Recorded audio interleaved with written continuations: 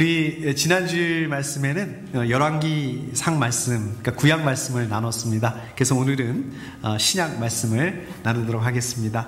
여러분, 그 성경 읽기표 진도로 보면 우리 구약은 어떻습니까? 어저께인가요? 어저께까지 우리 열왕기상 끝냈고요. 이제 오늘부터 열왕기 하로 이제 시작하셨죠? 그리고 우리 신약을 보면 지난 금요일까지 이제 누가복음이 끝났고 아마 어저께부터 우리 요한복음 이제 시작이 됐습니다. 요한복음이 제 기억으로 한 6월 중순까지 계속해서 이어집니다. 그래서 다음 주하고 그 다음 주 말씀은 제가 요한복음으로 말씀을 준비해 보도록 하겠습니다. 그리고 다시 그 다음에 구약 말씀으로 또 준비를 해서 말씀을 같이 나누도록 하겠습니다. 여러분, 오늘 말씀 잘 아시는 말씀이죠. 많이 읽으신 말씀이고 잘 아시는 말씀입니다. 그런데 저는 한동안 이 말씀을 좀 이렇게 잘못 읽고 잘못 알고 있었던 적이 있습니다. 그러니까 오늘 말씀이 어떻습니까? 예수님이 굉장히 유명한 부분, 오늘 말씀 중에서 유명한 부분, 예수님께서 이제 베드로에게 닭이 울기 전에 네가 나를 3번 모른다고 이렇게 부인한다. 원래 이게 맞는 말씀이죠. 근데 저는 이거를 어떻게 이해하고 있었냐면, 닭이 3번 울기 전에 베드로가 예수님을 모른다고 부인할 거다, 이렇게 기억을 하고 있었습니다. 닭이 3번 울기 전에. 이걸 왜 이렇게 거꾸로 이해를 하고 있었을까? 왜 거꾸로 알고 있었을까? 제가 어렸을 적에 그 전설의 고향 이런 거 보는 걸 좋아했거든요. 그런데 보면은 꼭 닭이 3번 운 다음에 무슨 일이 벌어집니다. 그래서 제가 그렇게 기억을 하고 있었던 것 같습니다. 거꾸로 기억하고 있었던 것 같습니다. 그게 아니라 닭이 울기 전에 예수님을 3번 부인할 거다. 이게 맞는 말씀이죠. 여러분들도 혹시 이렇게 헷갈리셨다면 이렇게 제대로 기억하시는 그렇게 됐으면 좋겠습니다. 자, 오늘 말씀은 누가복음뿐만 아니라 마태복음, 마가복음, 요한복음, 이 4복음서에 걸쳐서 전부 다 나오는 말씀입니다. 근데 여러분 읽어보시면 어떻습니까? 조금씩 달라요. 조금씩 다르죠? 특별히 그 누가복음에 보면은요, 다른 세 복음서에 없는 그 부분이 있습니다. 그게 뭐냐면 사탄에 대해서 언급을 하신다는 점이 좀 특이한 점이라고 볼 수 있습니다. 그러니까 무슨 말씀이에요? 베드로가 예수님을 부인하게 될 건데, 예수님을 부인하게 되는 것은 결국은 그 배후에 사탄이 있다. 사탄의 그 조종이 있다. 지금 이 말씀인 거죠. 여러분들도 잘 아시는 것처럼 오늘 말씀은 이제 예수님께서 십자가에 죽으시기 전날이죠. 전날 밤이죠. 그러니까 우리 시간으로 하면 고난주간 목요일 밤에 저녁에 이제 그 6월절 만찬이죠. 6월절 만찬에서 일어났던 사건입니다. 일어났던 일입니다. 예수님께서 예수님께서 뭐라고 말씀하시냐면, 사탄이 너희들을, 제자들을 조종하려고 한다. 그래서 예수님께서 베드로를 위해서 기도하셨다. 베드로의 믿음이 꺾이지 않도록 기도하셨다. 이렇게 말씀하세요. 근데 여러분, 이게 맞는 말 같은데, 당연히 맞는 말 같은데, 맞죠? 근데 조금 좀 이상해요. 좀 이렇게, 우리식으로 생각을 해보면 조금 앞뒤가 안 맞는 말 같습니다. 그러니까 사탄이 너희들을, 그러니까 제자들이죠. 제자들을 조종하려고 한다. 그럼 어떻습니까? 예수님께서 제자들을 위해서 제자들이 사탄의 조종에 빠지지 않게 하기 위해서 기도하겠다, 이렇게 말씀하셔야 될 거 아니에요. 근데 그렇게 말씀하지 않으시죠? 뭐라고 말씀하고 계십니까? 제자들이 아니라 베드로를 위해서, 그렇죠? 너를 위해서, 베드로를 위해서, 또 사탄의 조종에 빠지지 않도록 그렇게 기도하시겠다는 게 아니라 믿음이 꺾이지 않도록 기도하시겠다. 기도하시겠다가 아니에요. 우리 보통 그러잖아요. 기도할게요. 제가 기도할게요. 이렇게 미래형으로 쓰는데, 기도하시겠다가 아니라 기도하셨다. 과거형. 이미 기도하셨다. 이렇게 말씀하십니다. 자, 그러니까 그 베드로가 뭐라고 얘기하십니까? 베드로가 뭐라고 얘기를 합니까? 저는 예수님이 가는 곳이라면 그곳이 감옥이 됐던 죽음의 자리가 됐든 간에 저는 예수님을 따라갈 준비가 되어 있습니다. 각오가 되어 있습니다. 이렇게 장담을 하죠. 제가 지난번에도 말씀드렸던 것처럼 이거는 베드로가 무슨 거짓말이 아니라, 허풍을 떠는 게 아니라 진심이었다. 그런데 예수님께서 이 베드로의 진심 어린 마음을 아시는지 모르시는지, 베드로에게 그렇게 얘기를 하시죠. 유명한 말씀. 오늘 닭이 울기 전에 며칠 있다가도 아니에요.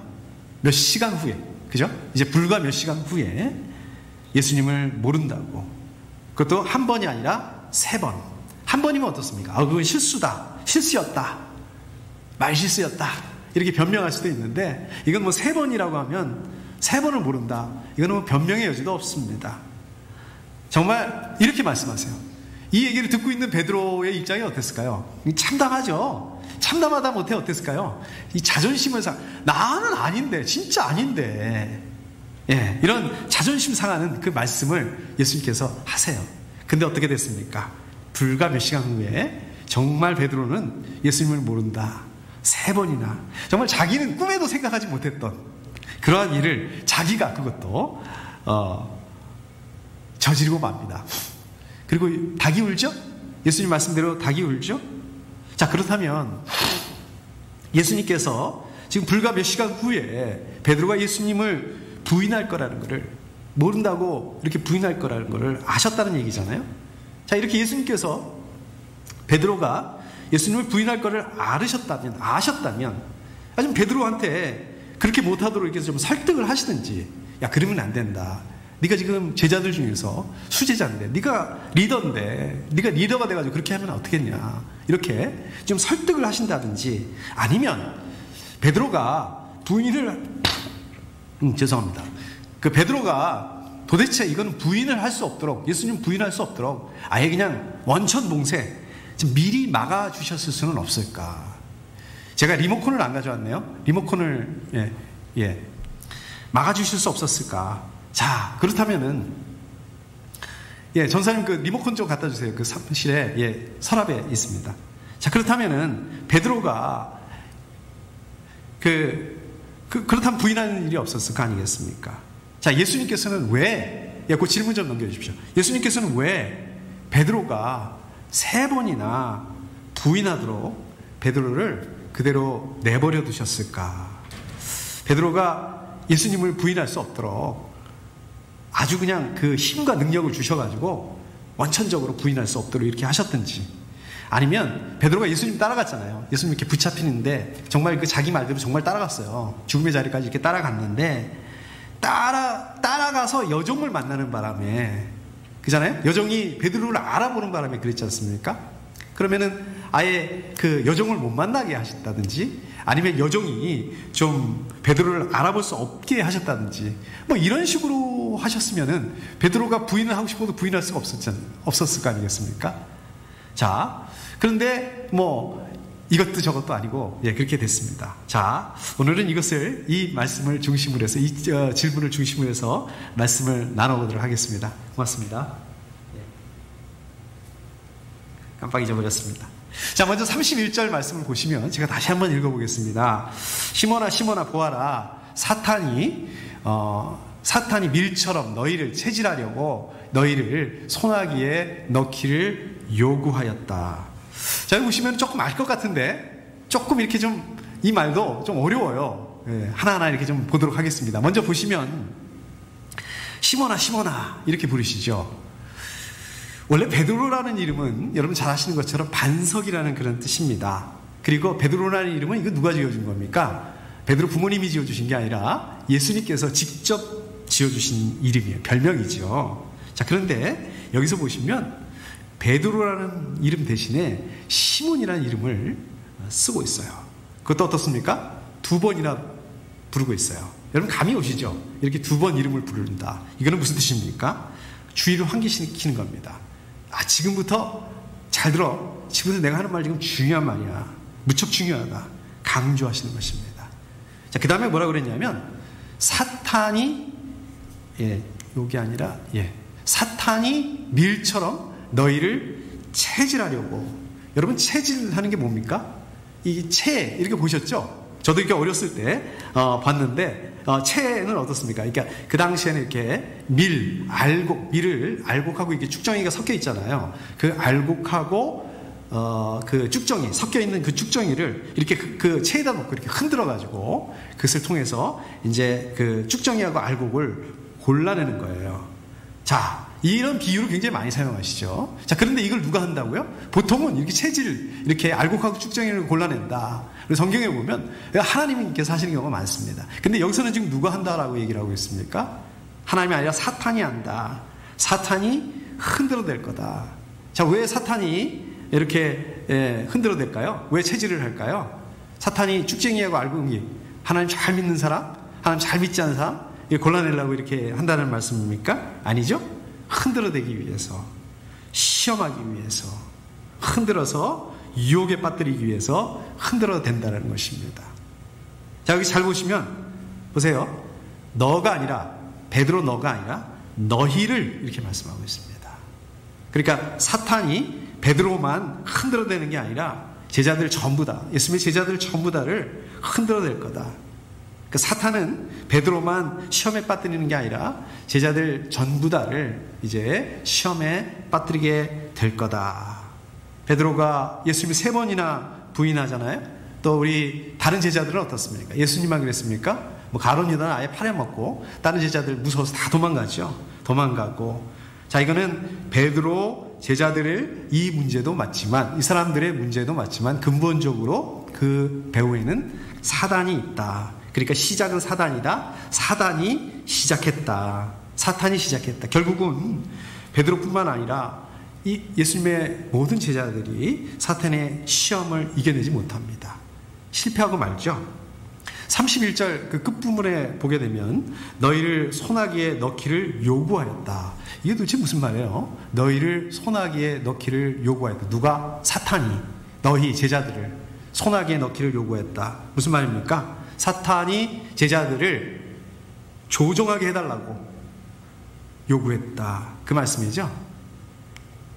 욥기 1장에 보면 이제 그 사탄이 하나님께 와서 뭐라고 얘기를 합니까? 욥을 자기가 좀 시험할 수 있게 해달라. 이렇게 얘기를 하죠. 자, 사탄이 하나님께 요구를 한다. 사탄이 욥을 하나님께 시험하게 해달라고 요구한다. 사탄이 예수님께 제자들을 시험할 수 있게 요구한다. 시험할 수 있게 해달라고 요구한다. 이게 무슨 말씀입니까? 시험하는 것 외에는, 흔들어대는 것 외에는 사탄은 아무것도 할 수 없는 존재다. 이 말씀입니다.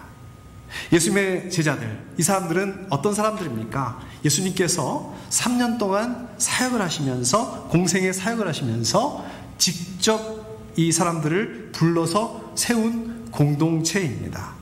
그런데도 사탄은 이 공동체를, 이 사람들을 시험하겠다, 실족하게 만들겠다, 이렇게 요구를 합니다. 요구를 해요. 이 제자들은 어떻습니까? 예수님의 능력을 직접 누르러 봤어요. 직접 경험했습니다. 예수님한테 직접 배웠던 사람들입니다. 그런데도 어떻다고요? 사탄은 이 제자들을 시험하겠다, 흔들어 보겠다, 넘어뜨리겠다. 사탄은 누구도 예외를 두지 않습니다. 목사님이라고 해서 시험하지 않는 게 아니에요. 우리 집사님들이라고 해서 예외가 아닙니다. 여러분들처럼 이렇게 신앙이 좋으시다고 해서 항상 칭찬받는다고 해서 우린 예외다 아니라는 것입니다. 사탄은 하나님이 택하신 모든 사람들, 또 하나님을 믿는 모든 그리스도인들을 공격의 대상으로 삼는 경우가 많습니다. 뭐 그 정도가 아니에요. 예수님조차도 시험하려고 하죠. 뭐라고 얘기합니까? 우리 사탄이 예수님한테 뭐라고 얘기를 해요? 내가 하나님의 아들이거든 이 돌을 빵으로 만들어봐라. 무슨 말이에요? 돌을 빵으로 못 만들잖아요. 하나님의 아들이 아니네.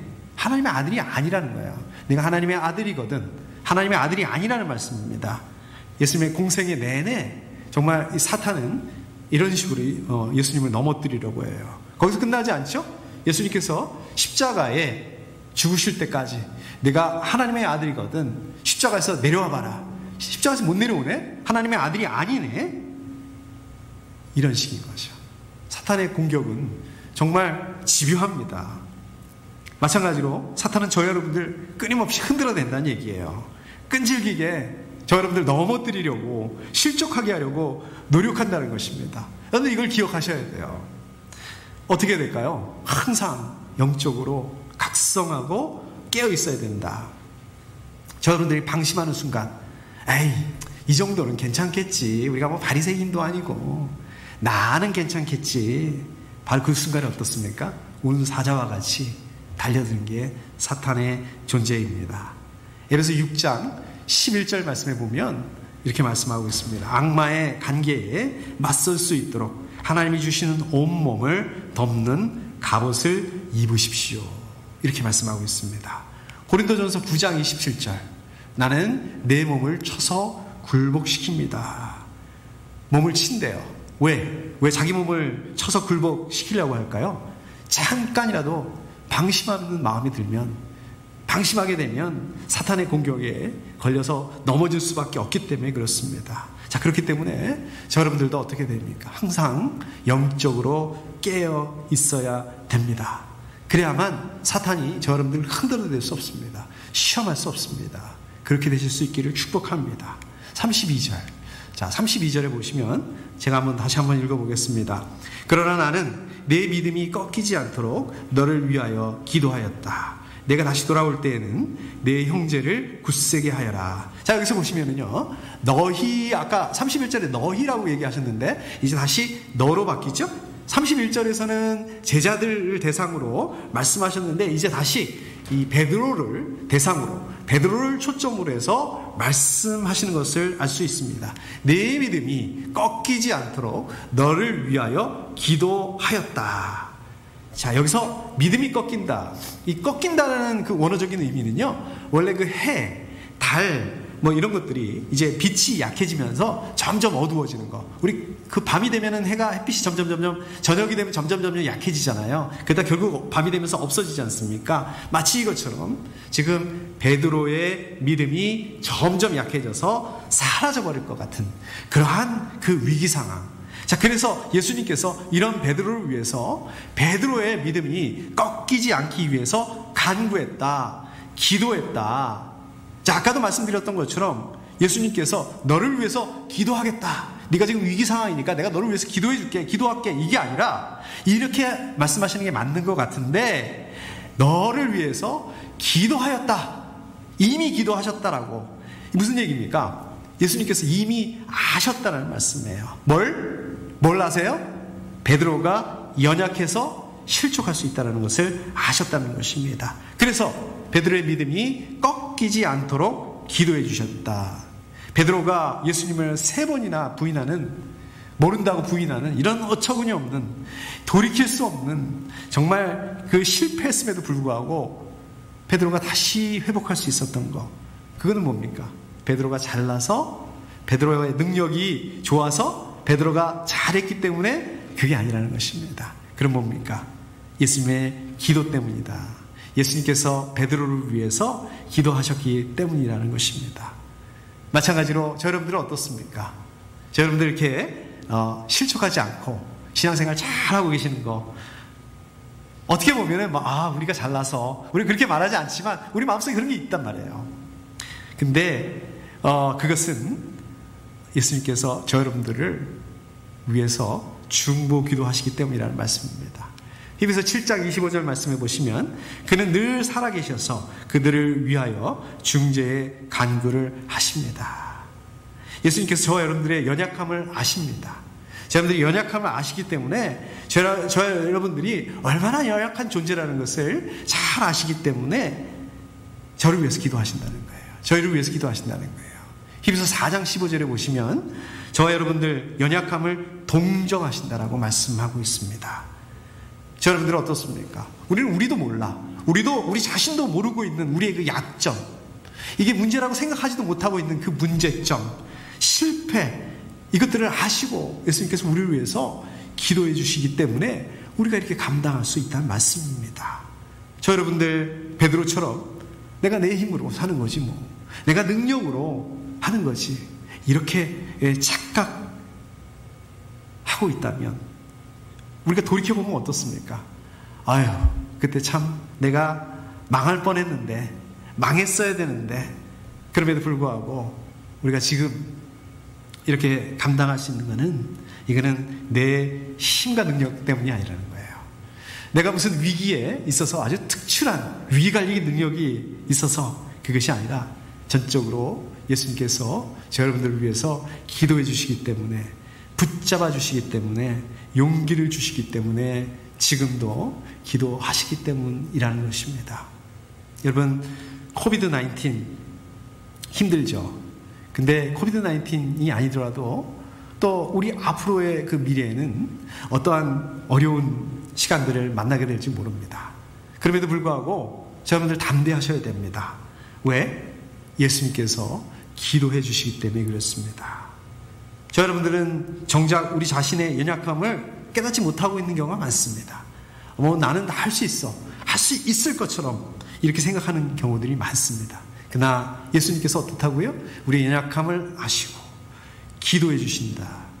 기도해 주시기 때문에 우리가 감당할 수 있고 또 앞으로도 감당할 수 있다. 이 은혜인 것 같아요. 은혜에 감격하고 감사할 수 있어야 됩니다.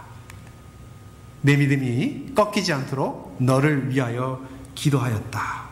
예수님께서 베드로를 위해서 기도하셨다. 뭘 기도하셨다는 거예요?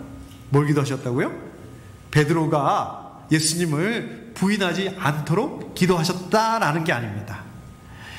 베드로가 예수님을 배반하지 않을 수 있도록 기도하셨다는 게 아니에요.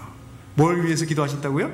베드로의 믿음이 꺾이지 않도록, 베드로가 믿음을 잃지 않도록 기도하셨습니다. 자, 그렇다면 왜 예수님께서는 베드로가 배반하지 않도록 기도하지 않으셨을까요? 아까도 말씀드렸던 것처럼 좀 도저히 베드로가 배반하고 싶어도 배반할 수 없도록 원천적으로 막아버리셨으면 얼마나 좋았을까.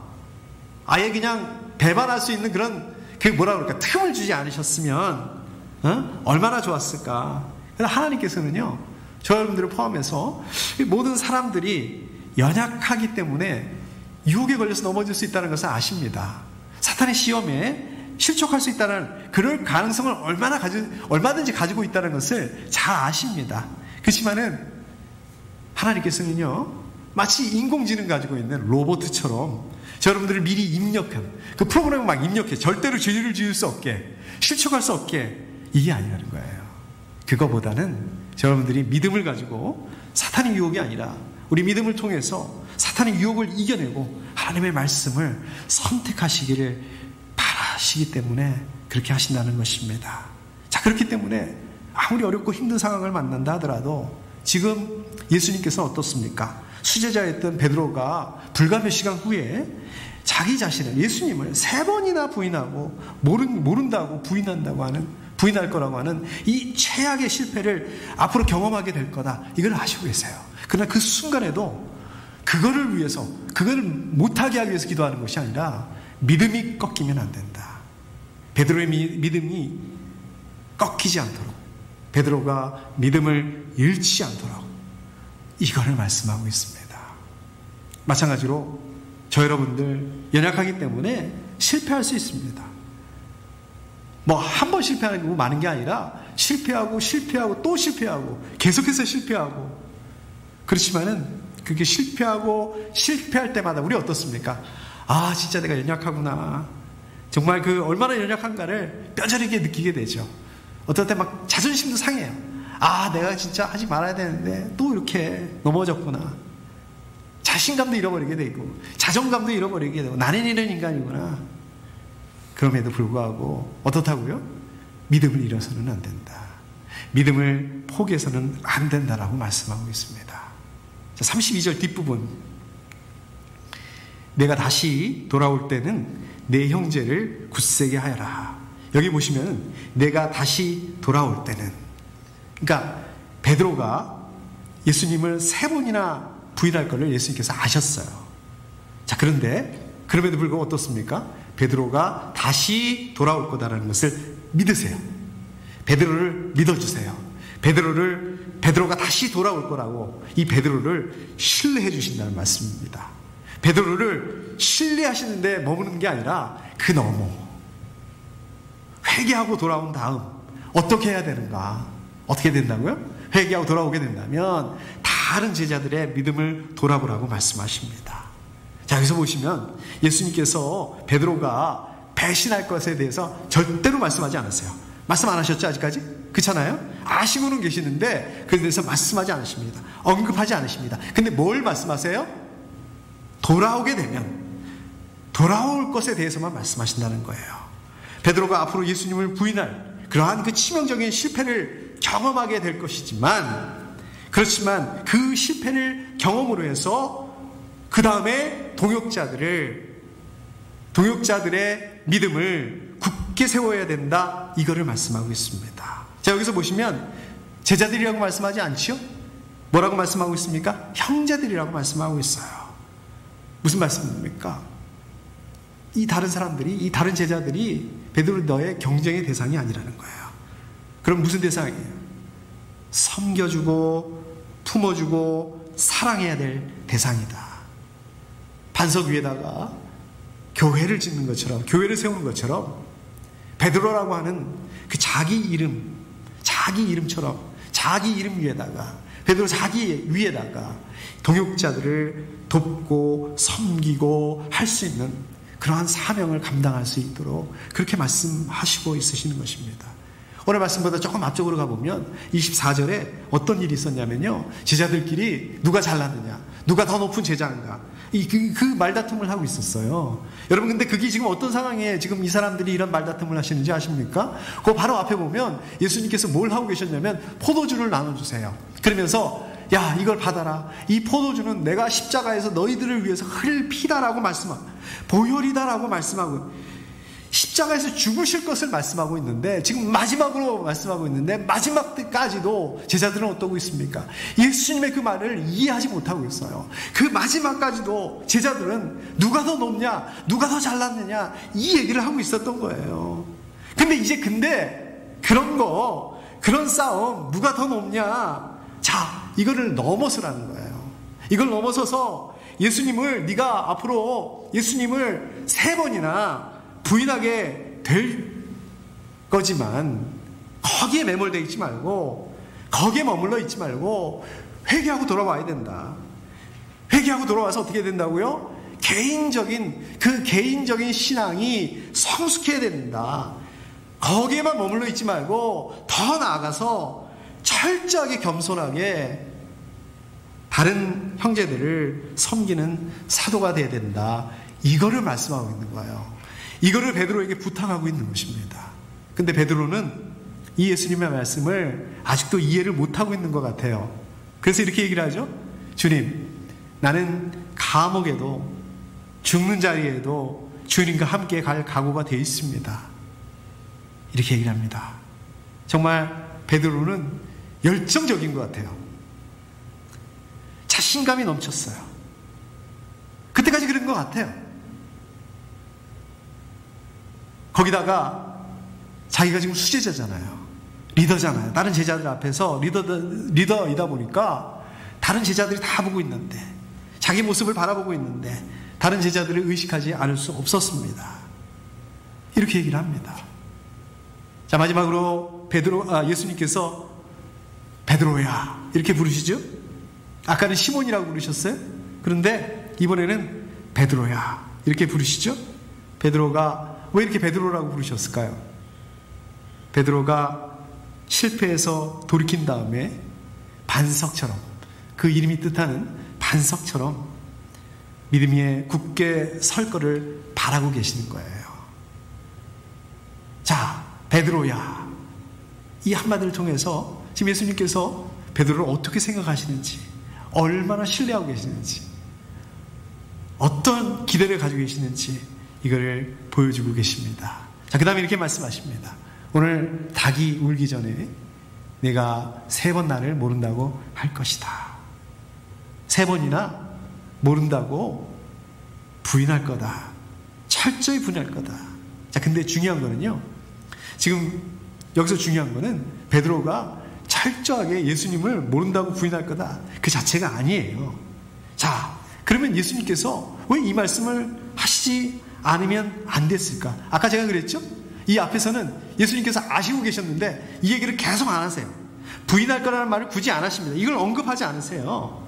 자, 그렇다면 그 전까지는 굳이 언급하지 않았던 말씀을 이걸 하신 이유는 뭘까요? 왜 여기 와서, 이제 와서 그 베드로의 그 말을 듣고 이 얘기를 하셨을까요? 여지까지 얘기를 안 하다가, 이 얘기를 안 하다가 왜 이제 얘기를 하실까요? 왜 이제서 얘기를 하실까요? 그 이유가 뭘까요? 책망하시는 거예요. 지금 베드로를 책망하고 계시는 거예요. 자, 그럼 베드로의 뭐를 책망하고 계시는 걸까요? 베드로가 예수님을 모른다고 3번이나 부인한 거, 그거 책망하는 건가요? 지금 예수님, 그 베드로가 예수님을 배반했다고 그거 책망하고 계시는가요? 아니에요. 주님, 나는 감옥에도 죽는 자리에도 주님과 함께 갈 각오가 되어 있습니다.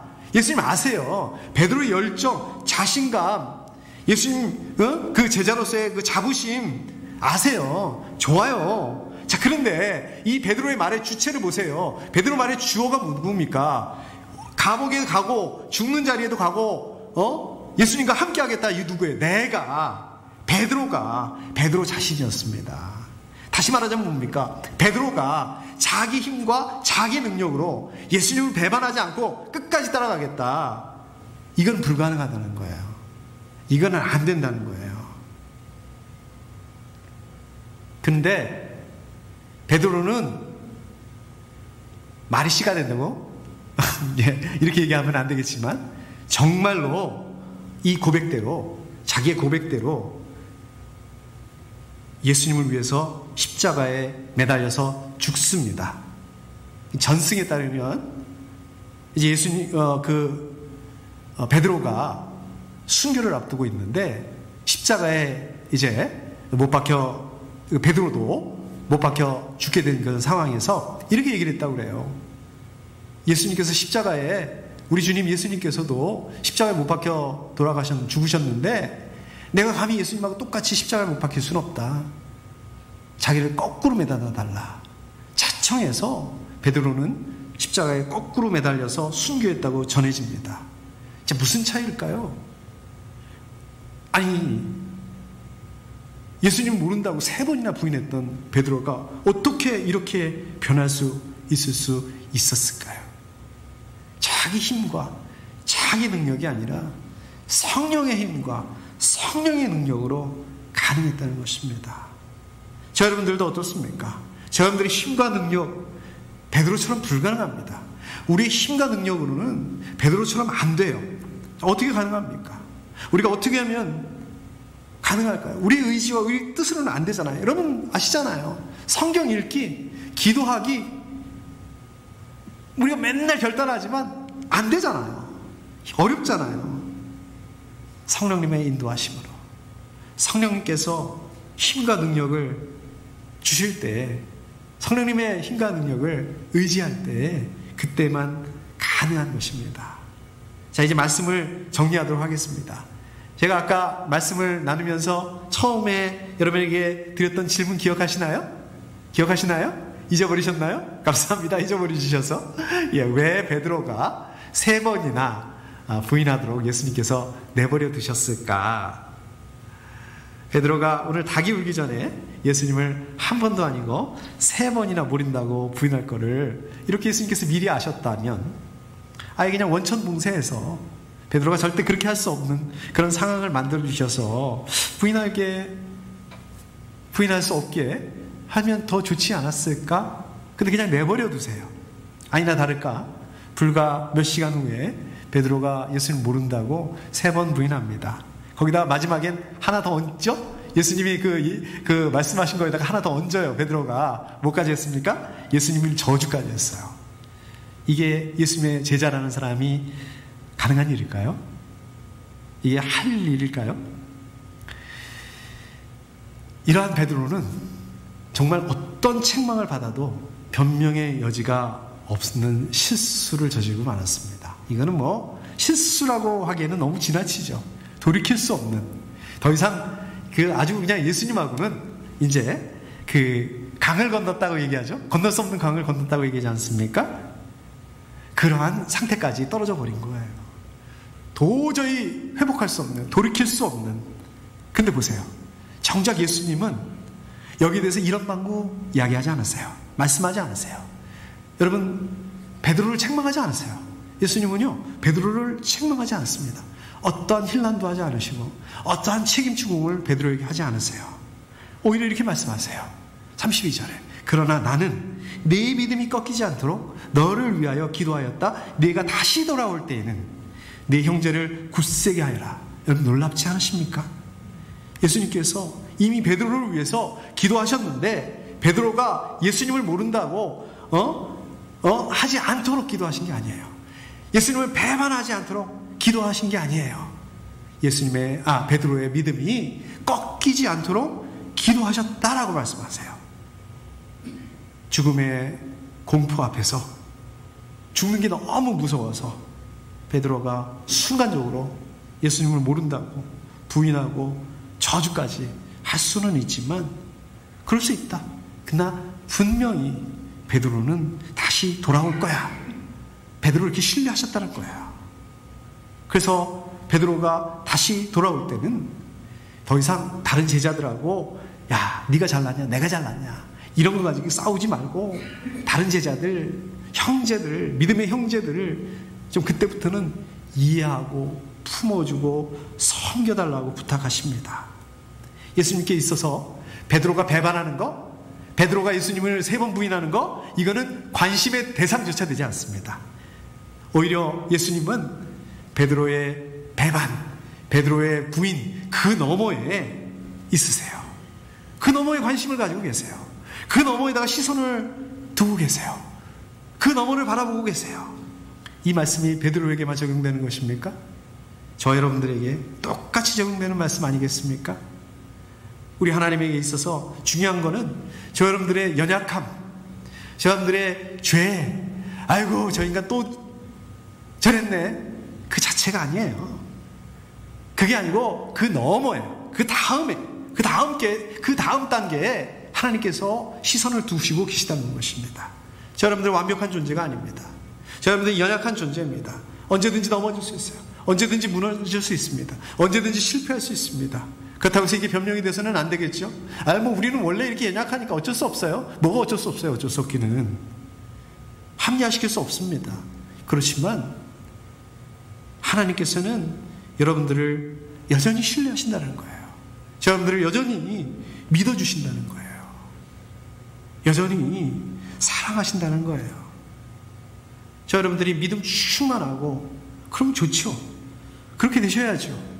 그렇게 되실 수 있기를 축복합니다. 그런데 하나님께서는 여러분들이 믿음 충만하고 충성되고 그럴 때뿐만 아니라 여러분들의 못난 모습, 연약한 모습, 실패하고 넘어지고 그럴 때도 여전히 저 여러분들을 사랑하신다는 거예요. 그럴 때도 여전히 저 여러분들을 믿어주시고 신뢰해 주신다는 것입니다. 저 여러분들의 연약함을 인정하십시오. 성령님께서 저 여러분들을 인도하시도록 힘과 능력을 주시도록 성령님께서 주시는 힘과 능력으로 감당할 수 있도록 더 이상 우리 다른 사람들하고 누가 잘났느냐 이거 가지고 비교하고 그래도 나는 저 인간보다는 낫네 여기서 안정감을 찾으려 하지 말고 믿음의 가족들을 이해하고 품어주고 섬기는 삶을 감당하실 수 있기를 그런 한 주간 되실 수 있기를 축복합니다. 함께 기도하겠습니다.